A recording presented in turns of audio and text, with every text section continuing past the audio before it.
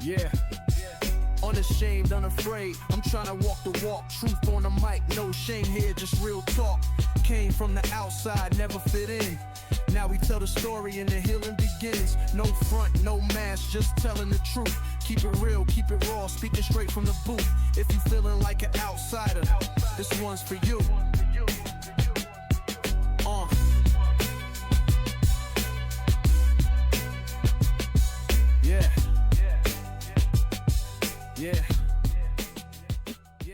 Welcome to another episode of Unashamed Unafraid. We are unashamed of sexual addiction recovery and unafraid of coming out of Christ for healing.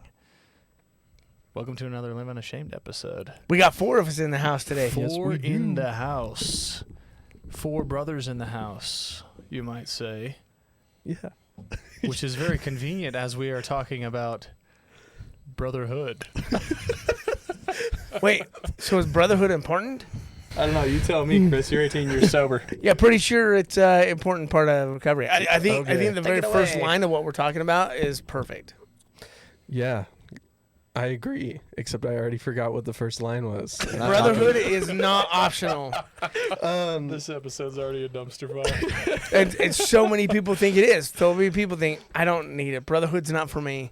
Yeah, so Brotherhood really is not optional. Coming from somebody like myself who has tried to do it by himself for close to 19 years, I was never successful until I found a brotherhood, till I found men in my life that I could connect with, that understood what I was going through, and that I could talk to.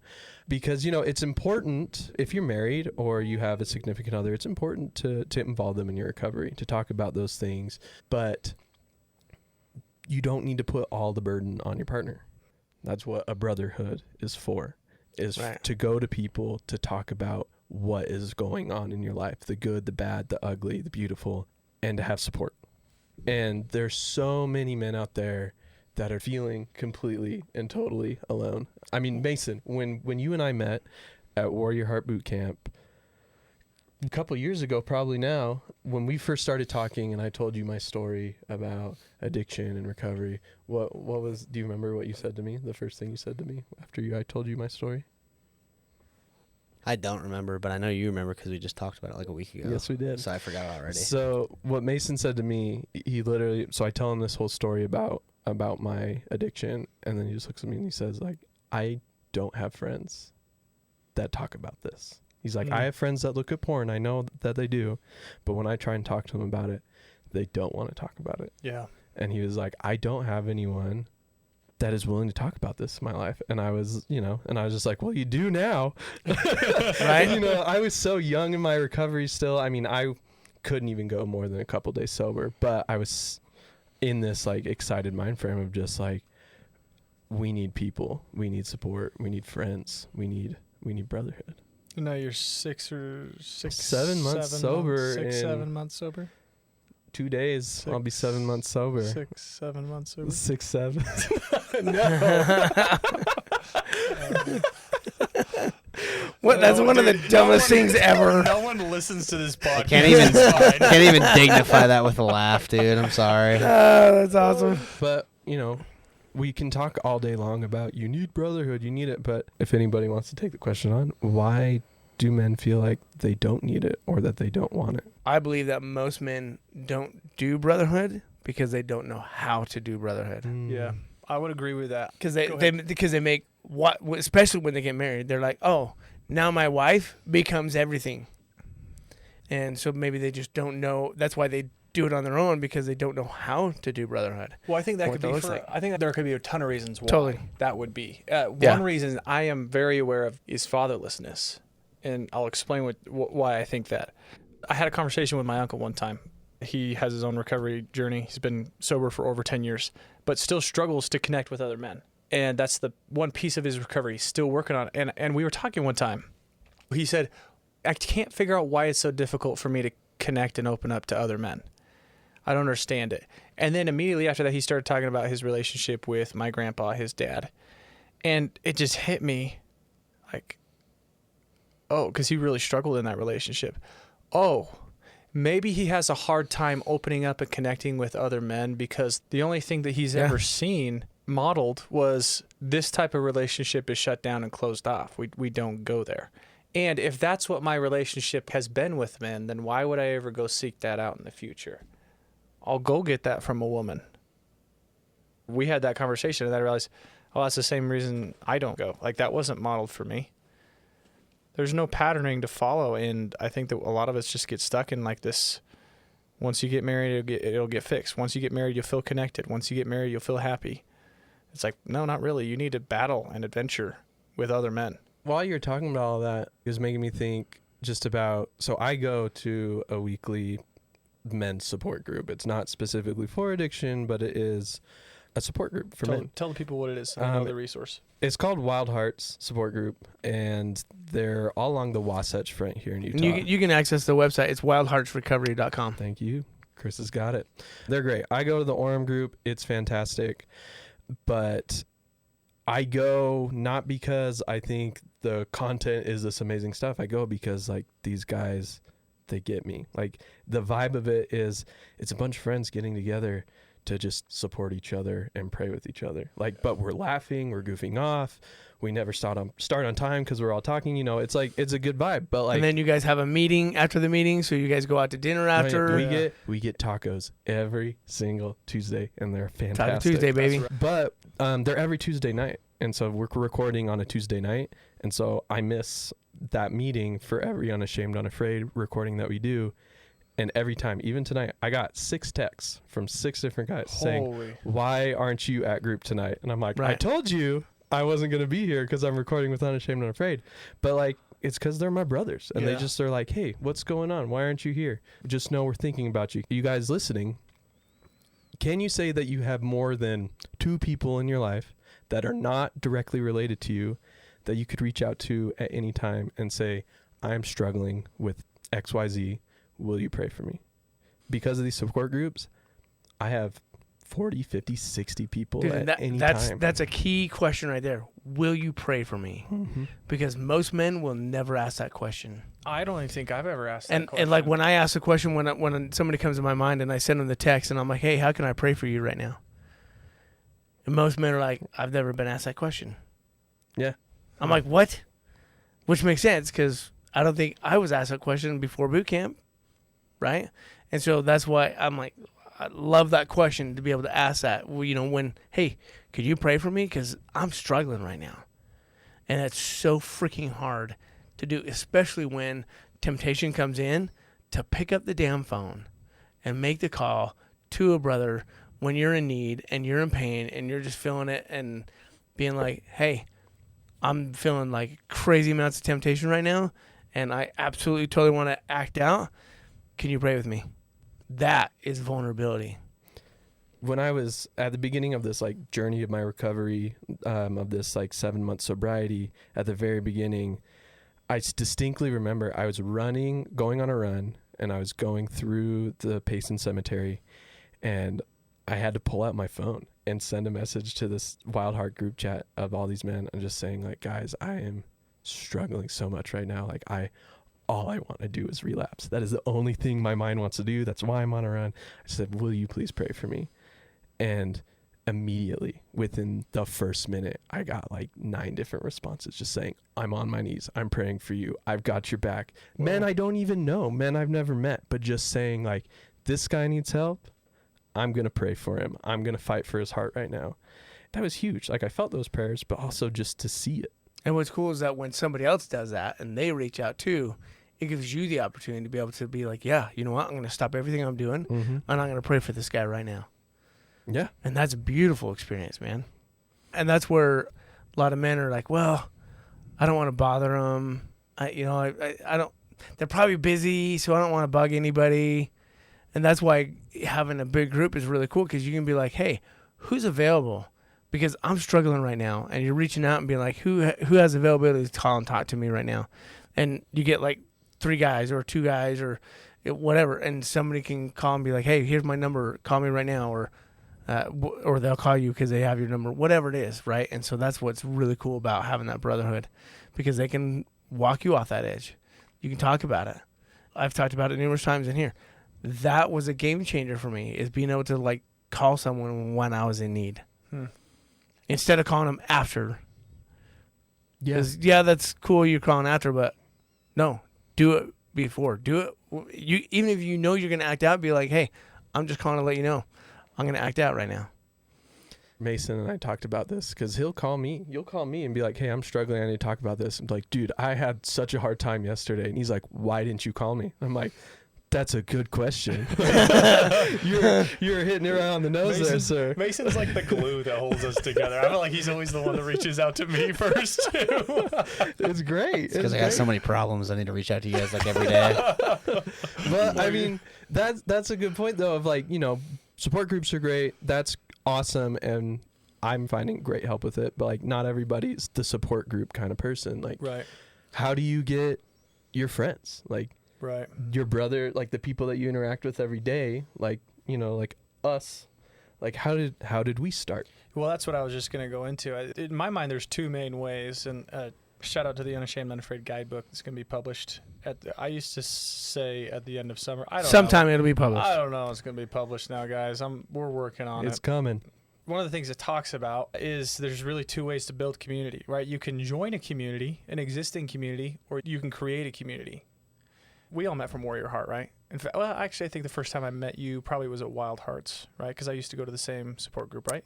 I mean, Was it Warrior Heart? You and I have been running in the same circles for a long time, Yeah. but it was Mason. Mason's the one who got us Oh, together that's true, yeah. to meet at Chick-fil-A. Yeah. And we sat down and That was talked. Zupa's, wasn't it? It was first Chick-fil-A, Oh, and then it was Zupa's. Okay. Yeah. And then Zupa's again. Right. Too many to Yeah. count. They're all getting blurred together. Yeah.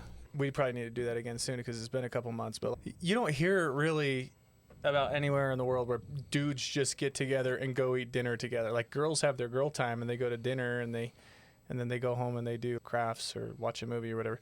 Guys don't do that, right? I love the image of just three dudes eating at Zupa's together, pouring their hearts out, because we have done that.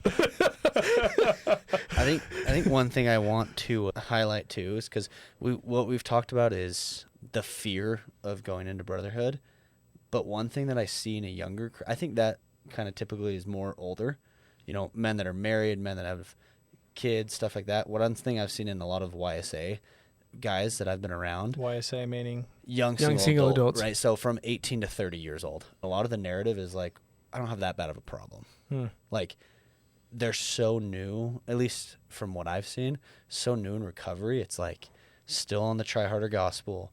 I don't have that bad of a problem. I don't need to talk about it. I don't want to talk about it. I'm doing the steps or I'm doing this.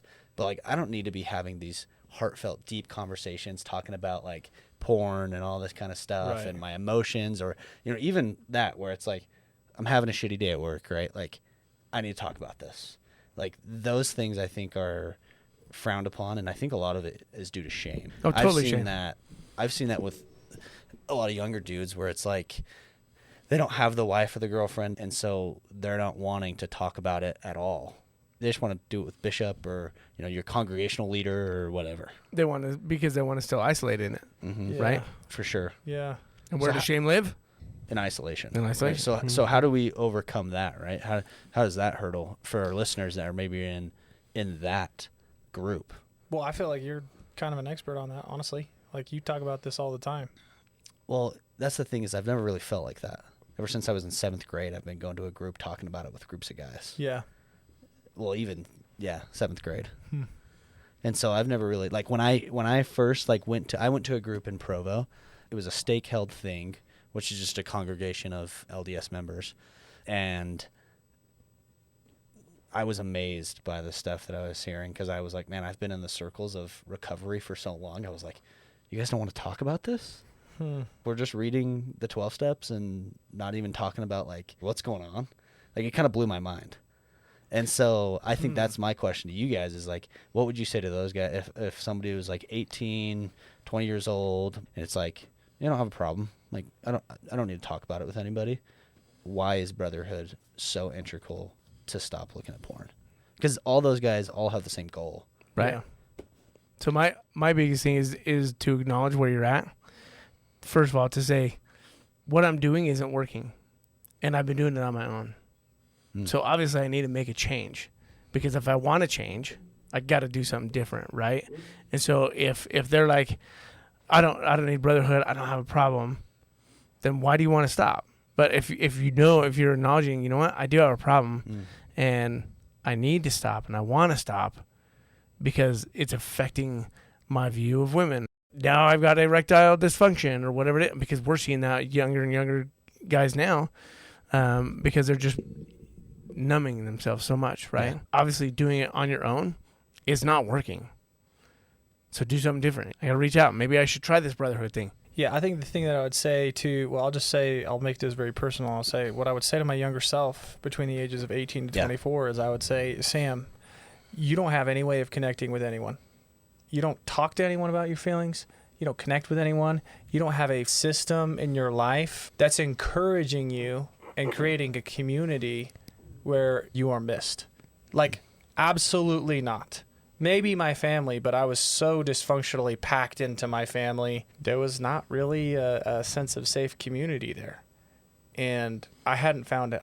I can't even tell you the amount of 12-step groups I've tried. I'm not really a 12-step guy anymore because I just think there's some weaknesses overall in the 12 steps that I've seen addressed in other recovery groups and resources. But I found a 12-step group that was so good. And it was after I'd probably been to 15 because it just bouncing around from place to place. And whenever I moved, I'd find a new one and a new one after that. So many groups. And then I went to Warrior Heart, and it was like this constant effort. I finally wound up at the place where I'm 27, and I'm perfectly imperfect at Brotherhood right now. But I am leagues above where I was in my early 20s, because it was like I had to have the courage and the fortitude to just try group after group after group and resource after resource after resource and connect with guy after guy after guy till I started to find my people. And that recovery's been clicking. Like, my ability to connect with people, my ability to open up, my ability to reach out, it is entirely different. So I'd say the courage to try different resources and find brotherhood in formal or informal groups, gatherings, that's what's changed it for me. I wish I could tell that to 18-year-old Sam right now and just be like, dude, stop isolating. Stop sitting in your room and trying to make your mom your accountability partner. So, yep. Sam, since you're an expert on groups, what's the difference between attending a group and actually being known? Yeah, that's a great question. I'm glad I was actually about to address that. So, Mr. Expert over here. I don't know. I kind of want to pawn that one off on Mason. This kind of ties into what I wanted to say, so this is perfect. I haven't really attended that many 12-step groups, to be honest.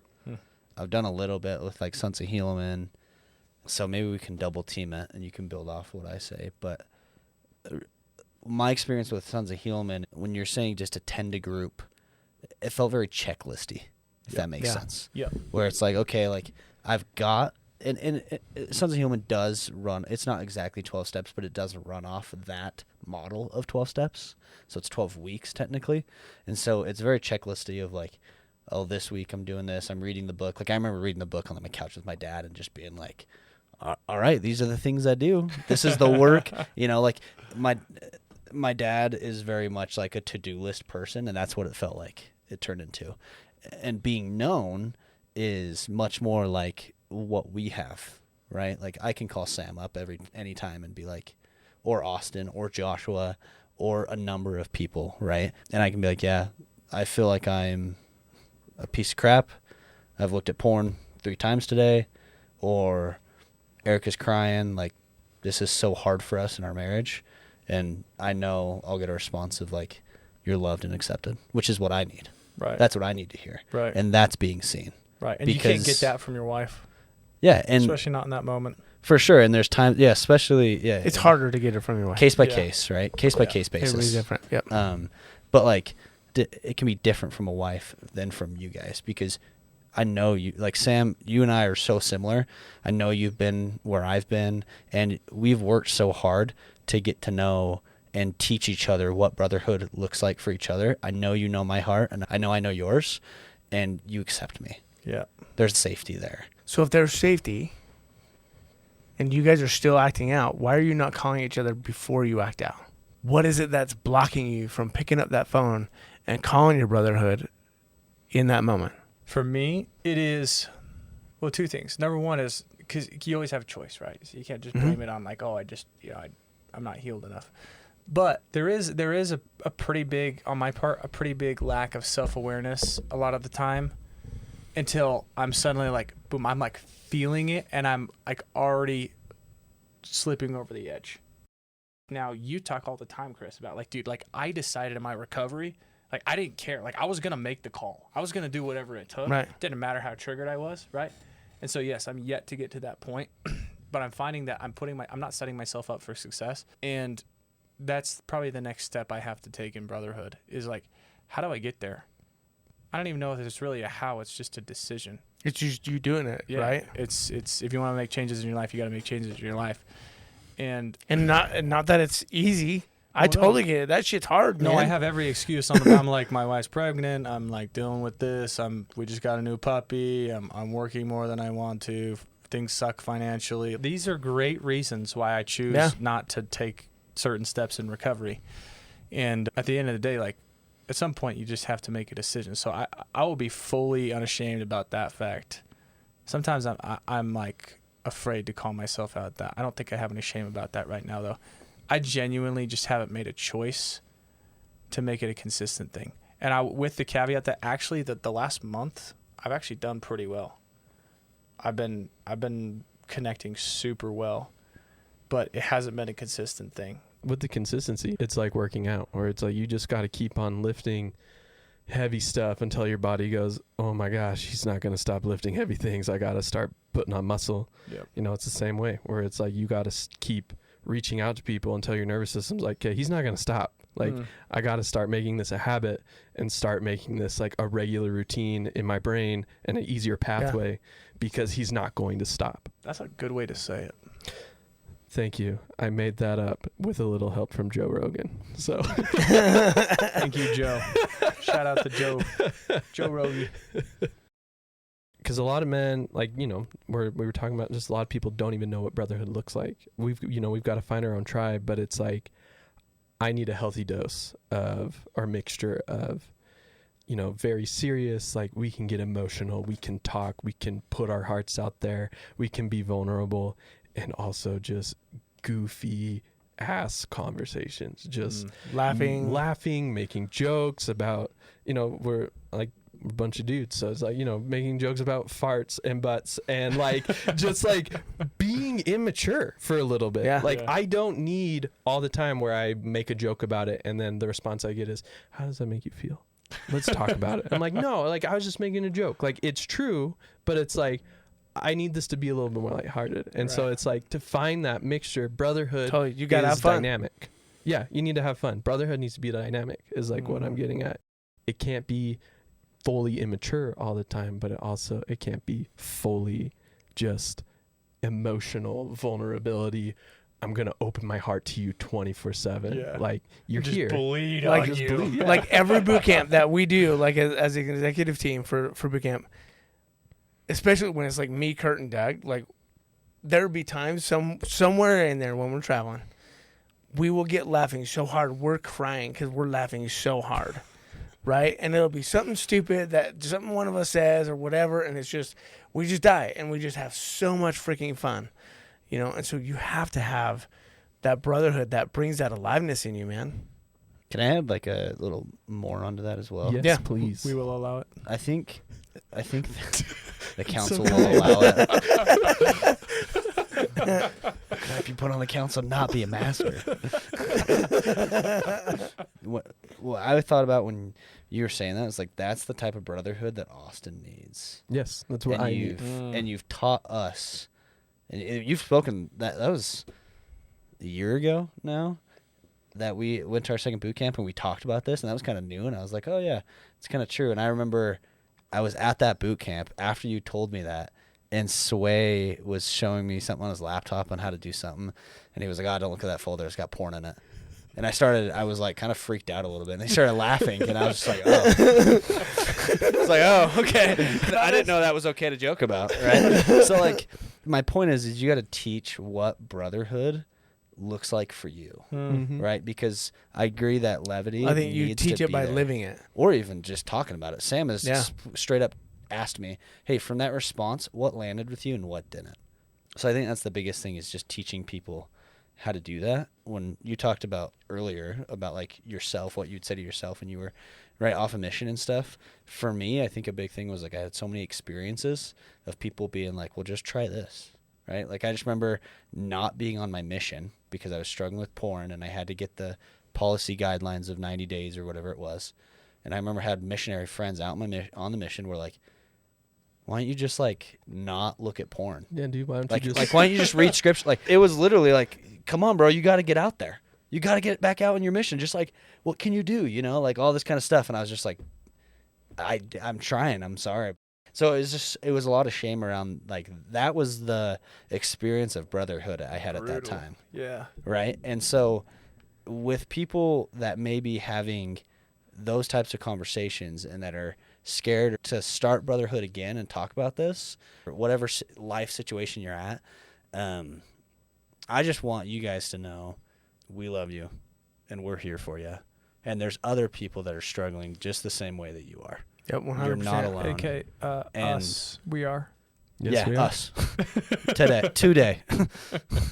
And you can, if you're not wanting to talk to somebody and you don't have a safe place, email us, and because we're here and we're going through the same stuff. And sometimes it's easier to email somebody rather than talk to somebody, and you can build up to it. So Well, so Mason, just to close this up, and I love the way, I feel like what you said just puts a beautiful bow on this, Mm-hmm. is you kind of got to know what you need out of brotherhood. I had no idea what I needed in brotherhood early on in my recovery, and I did not have the courage to teach and expect it from people, right? Like, for example, I totally relate to that, like, just bros give each other advice. Like, they don't listen to each other. They just show up and just like, "Bro, like, this is what you do," right? Just dudes fixing dudes. And it doesn't work. It's not helpful, right? You start to understand why women get so upset, you know? But now I can be like, "Hey, hold on. What I need right now is actually not advice. What I need right now is for you to just, maybe, can you just listen for like 2 or 3 more minutes and ask me a few more questions," right? Like, I didn't know how to say that to my dad Yep. or my friends. And the best way to do it is before a conversation. Or you can, like, once you start to get deep with a friend, you can start to be like, "Hey, like, these are some of the things that I need in my life. I need more adventure. I need more laughter," right? Like, let's go Yeah. do stuff together to meet these needs. Never would have done that early on in recovery. And it actually does take some courage, because you have to believe that you are worth standing up for. You have to believe that you are worthy of asking for things. For anybody that's listening, it's different for everybody. So what is it for you? What are you needing out of brotherhood for you to find a safe place for recovery? also, if you're wanting to have some brotherhood, there may or may not be like an Unashamed Unafraid meetup sometime. Maybe. There will be. I'll be Yeah? announcing that on the Yep. Unashamed Okay. Unafraid Instagram very soon. All right, well, you can cut this out if you need. No, you're good. No, that's fine. Follow our Instagram, by the way, and meet us. I'll be sending an email out, so you better subscribe to us so that you can get those emails. But yeah, we're going to be doing an Unashamed Unafraid meetup to have some brotherhood. I don't know, a park somewhere in Salt Lake City, Sandy, Salt Lake County area, just to meet good dudes who are also in recovery. Want to figure out if there's actually a face behind the voice that speaks on the podcast. You know, we do Yep. exist. We are not AI. So the last thing I'll say on this, and this is from the Unashamed Unafraid guidebook, which is written by people much smarter than I am. The strength of your recovery is directly correlated to the strength of your community.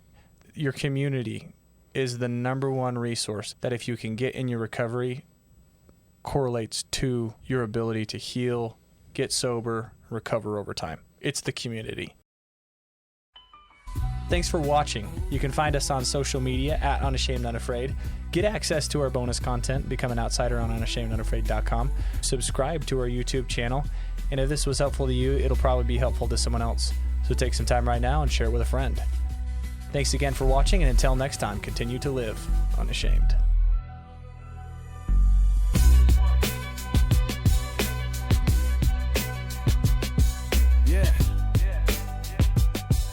Yeah.